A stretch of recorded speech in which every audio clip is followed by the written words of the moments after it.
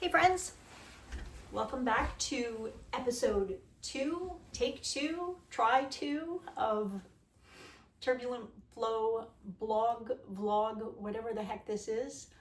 My name's Renee. I'm a professional engineer and a recreational circus performer. I'm also a woman in midlife. I'm 53 years old. I share my work office with an acrobatic cube, along with a dog that is literally about to walk into the frame because he heard me talking. This is Billy. He's a very sweet boy. Aren't you, buddy? Yes. So this is Billy. He's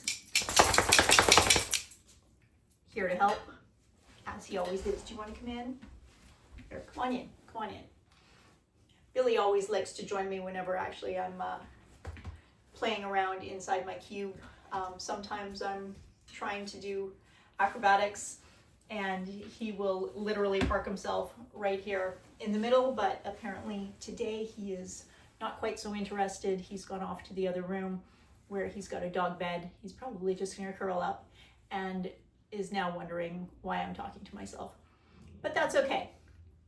What I wanted to do after the first video, which was essentially ripping off the Band-Aid and just getting used to this strange idea of talking about life, the universe, and everything to a camera, which is a very strange experience. But the main reason why I'm doing it isn't to do with engineering.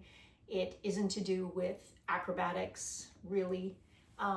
It mostly has to do with the fact that, I'm 53 years old now, and in 2022, I was diagnosed with early stage breast cancer known as ductal carcinoma in situ, or potentially in situ, I don't even know. DCIS is what most people refer to it as. It's very early stage. I was treated, I had surgery called a lumpectomy, followed by radiation treatment. Recovered from all of that, started getting on with my life, built my strength back up thanks to my handy friend right here and the incredible circus community that we have here in Toronto. And a few years later, so about 5 months ago now, I was re-diagnosed. The DCIS is back, and in the 5 months since my recurrence was diagnosed, I've essentially been in what I think of as cancer purgatory. I've been waiting for a surgery date because it's early stage. Nobody's in a giant rush running around with their hair on fire, but that means I get to just sit around twiddling my thumbs, trying not to go completely effing bananas while I sit and, I don't think it's unreasonable that I've been sitting around wondering, like, is it growing? I don't know. Nobody's run any tests. Nobody's actually going to know until the surgery date happens, and that's still a couple weeks away for me. So I'm going a little nutty, and because of that, and because I've gotten a lot of information from other videos that people have posted, being really frank about what's going on with their sort of cancer. I'm not a huge fan of the word cancer journey. I'm not a huge fan of the expression cancer battle. I really tend to think of cancer as being more like a carnival ride. Basically, especially the haunted house type of ride where you're strapped into the car and it goes into the dark, and every once in a while it takes a turn or shakes something up, something happens, and you sit in the dark for a little while longer, and you can hear the kind of the ticking around you of the machinery, and something's going to happen, but you don't really know what, and you don't really know when, and you don't know how long the ride's going to take. You don't really know when it's going to be over, if it's going to be over, or if the machine's just broken and you're just sitting here around, waiting for nothing. So I decided, especially as I start coming into the next phase of this particular treatment, to make some blog vlogs, just kind of chat about what things have been like. I'm probably going to, I'm going to stretch right after this, which is, why I'm kind of grabbing my cube and starting to move around, because that's the other thing that I'm going to be doing while I'm here. That's why this cube actually sort of exists here in this space for me. So I just thought that the videos would be a nice way potentially to connect, or at least give back to the community of people that have been generous with their own journeys, carnival rides, stories, there's the word that I'm looking for. They've been generous with their own stories and experiences, and I wanted to do what I could to participate in that, because I have found it so very helpful and so useful to myself, especially this second time around, as I'm waiting and going a little crazy, trying to figure out, what to expect, what might be happening, all of that stuff. So that's the sort of the point of why I'm putting this video together, and sort of as awkward as it is, trying to record it in real time, because I know myself well enough that there is no way on earth I will ever edit a video. So, this will absolutely never be a slick production. Fortunately for anybody who might happen to watch it, it means that it will never be monetized. It will 100% just be very, very old-timey, late 90s, early 2000s style vlogging and chatting and rambling with minimal scripting and minimal planning. Because that is probably all I'm going to be capable of. But I am planning to do it in real time. So every time I record one of these videos, I'm basically just going to turn off my camera and upload it to the internet and see what happens. And the entire reason that I'm doing it this way, not only because I am simply incapable of editing videos, that is not one of my strong suits. I deeply admire the people who can, and wow, do I have such appreciation for the people who make those high quality YouTube videos that I enjoy watching, especially when I'm like sitting around working on my knitting and just kind of, trying to stay away from the doom scroll. I have such appreciation now that I have actually attempted to talk to a camera. Wow, you people are so good at what you do. This is really not an easy thing. So just thought I'd put it out there. I really admire the people who can make those higher quality videos. This is never going to be one of those, because I want to capture what is going on in my brain in real time as it happens, because life is pretty turbulent right now. There's a lot happening. There's a lot not happening. Like I said, I'm kind of sitting around waiting from a cancer standpoint. I'm hoping that the surgery that's scheduled in the next few weeks will actually happen, but who knows? And then we're into Christmas, holidays, New Year's. People are going to be taking vacations, all of that stuff. So if my surgery gets put off again, I'm going to be waiting even longer. But, so that is to say that I would like to make some of these videos to capture them in real time, to see what's sort of happening in my brain, in my body, in myself, how I'm dealing with it, what's going on. Partially as just a sort of a therapy for myself. I mean, honestly, if nobody else ever sees these videos or finds them at all useful, I have a sneaking suspicion that I might find them useful, because this is going to be a very eventful phase of my particular life, and I'm sure I'm going to forget a heck of a lot of it. So I might be forgetting some things out of self-preservation, but I also want to remember who I was and what I did manage to get through, because I have a lot of confidence in that part. I mean, to be perfectly honest, the treatment team that I have here in Toronto, I have access to some really, really spectacular doctors. You know, they are in great demand, doing some pretty incredible things with people who are in situations that are a heck of a lot more urgent than mine is. So I get that, and I'm not, you know, I'm not here to complain about anything at all. I am here simply to be real with myself and with anybody else that might find that particular discussion useful. I just want to do it that way because I think that's going to be useful for me. So right now I'm just I'm sitting here in my cube and thinking that it might be time for me to actually start moving now that I've gotten all of my yapping out for the day. So I'm not actually warmed up yet, but oh, maybe I won't shove my butt in the camera's face when I do that. But just because, you know, you might not be wondering, you might be wondering sort of, you know, what this cube is actually capable of.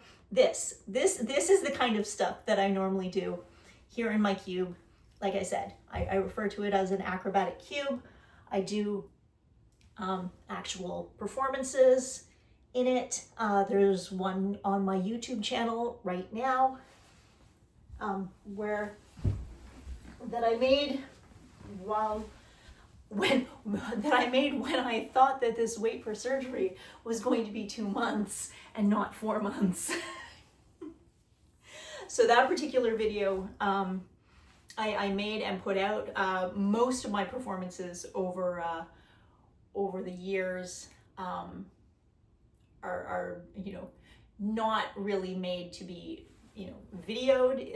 They're meant to be live performances, but the ones that I'm making right now, I actually call it the Ave Maria Project, are specifically meant to be a way of dealing with the different phases of this this cancer treatment situation. So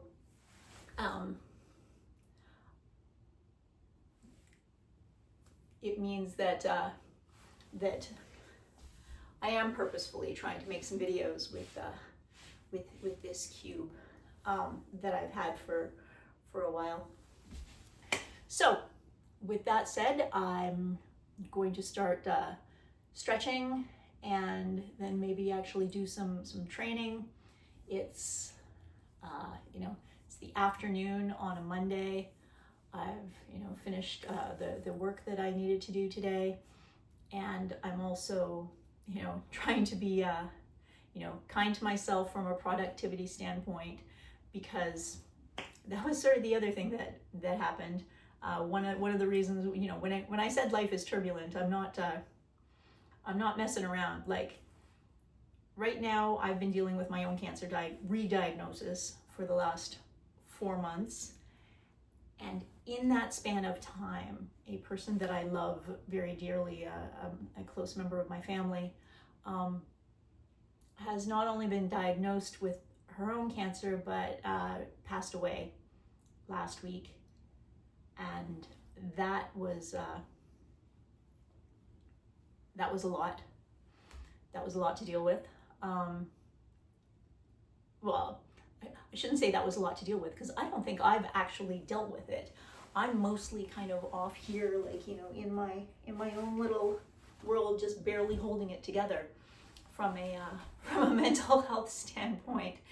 That I'll be really frank, I didn't know what to do when somebody very close to me that I love was diagnosed with something so much worse than what I was dealing with. So I'm not going to go into that, because that is not just my story, but it's, you know, it has to do with my greater family, and I'm not gonna get into any details of that, but suffice to say is that one thing that I certainly have learned, actually, that I think is relevant is that, you know, while I've been, you know, in my own little world dealing with, you know, my own cancer-related garbage and carnival ride, the rest of the world has been going on and doing things, and bad things are happening all over the place, you know, and those that I love and my friends and my family members are also dealing with their own crap. So it's such a weird feeling, you know, to participate in the world and go out in the world and do things and live a life that feels very normal. Because I mean, that's one of the problems with my particular diagnosis right now, is that I don't even have a lump or a tumor that can be felt. I don't feel poorly. I don't feel like a person who is sick. So for the last 4 months, I've been walking around. I feel, you know, I feel fine. If I had not had medical professionals tell me that I have a cancer inside my body, there is no way that I would know. I'd just be blissfully ignorant. So I mean, heck, thank goodness for you know, that early detection mammogram and biopsy that was available.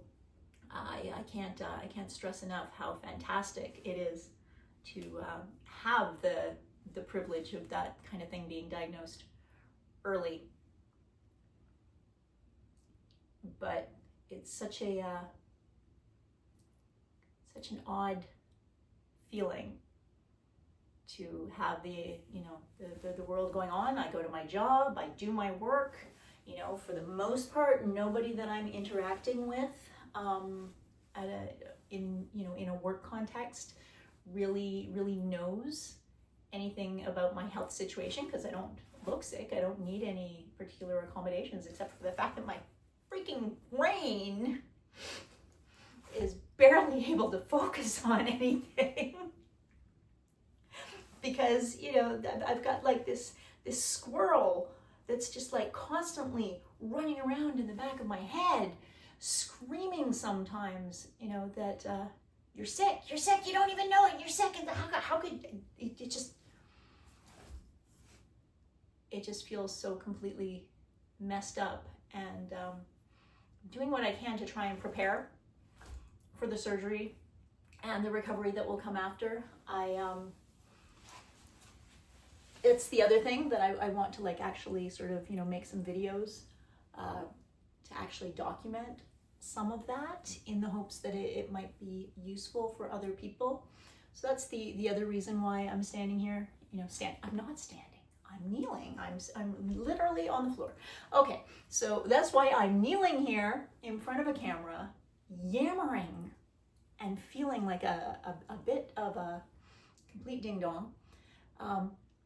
But it's in the hopes that it will encourage me to put real thought, or at least, you know, get the squirrel brain that's, you know, worried about what's going to happen and what I'm going to do and how I'm going to recover. And it gives me a way to actually record it and document it so that I can see where I've come and where I've gone. And maybe, who the heck knows, maybe that actually might be useful to somebody else too. That would be such an incredible bonus. I mean, even if it's just one person, that would be truly incredible. So that's why I'm going to be doing this, to help myself and maybe give something useful to anybody else who is out there. Now, if you're also wondering what the heck is up with the mechanic suit, it's an excellent question.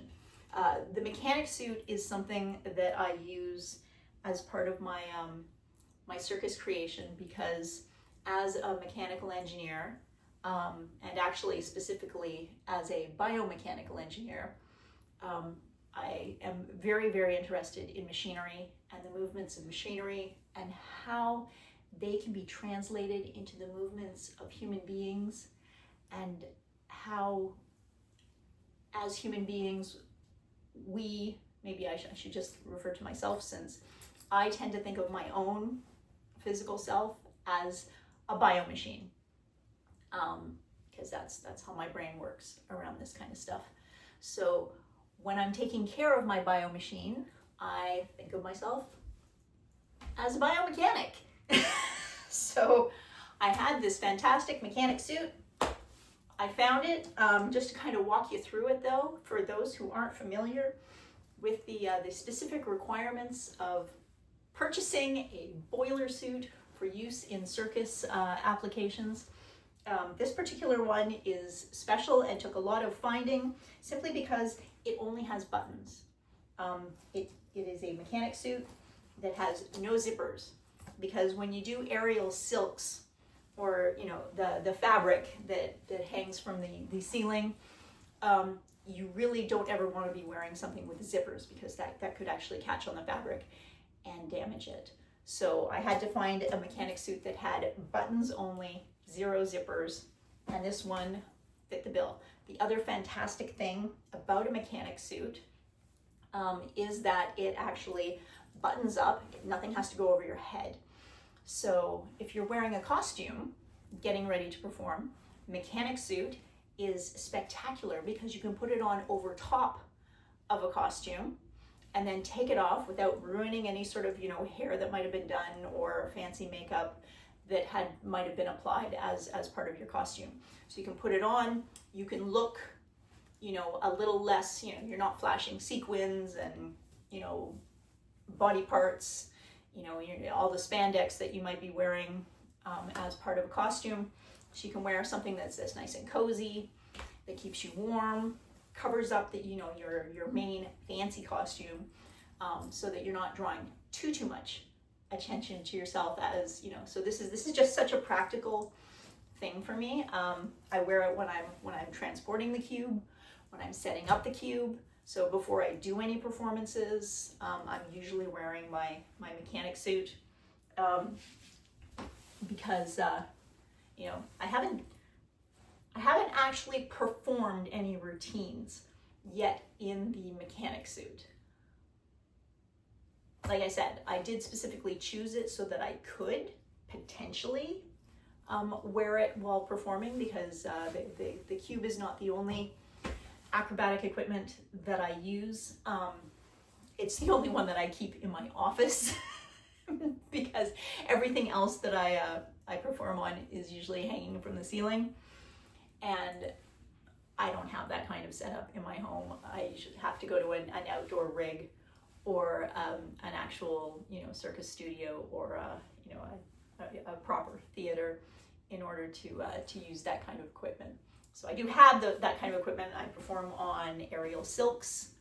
I perform on aerial hoop. Lyra is the other name for it. It's a steel ring that hangs from the ceiling. And technically, this handy dandy cube of mine is actually sold as an aerial cube. It was constructed and designed and engineered to hang from a suspension point. It's meant to hang in the air. And I have used it sometimes in the air, but I actually become very fond of it when it sits on the ground, because when it's sitting on the ground, it's just like a little piece of playground equipment for me, and I can just play around with it.